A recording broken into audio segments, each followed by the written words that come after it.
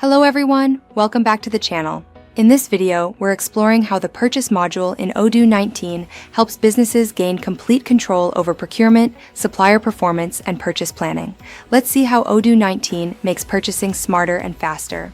The new purchase dashboard gives me a pulse on the company. Pending RFQs, orders awaiting approval, average on-time delivery scores for each supplier, and even upcoming expected arrivals.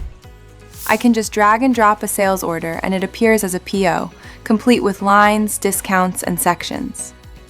The purchase catalog now suggests how many units I should order. I can turn this feature on or off, set the replenishment period, and choose what to base it on.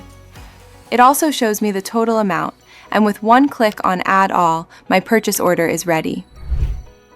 If a client doesn't use Odoo, no problem. They can import the sales order in an XML format directly from the customer portal. That's how Odoo 19 Purchase simplifies procurement, from smarter ordering to better supplier visibility, all in one unified system. If you're planning to implement or customize the purchase module to match your business processes, O2B Technologies is here to support you every step of the way.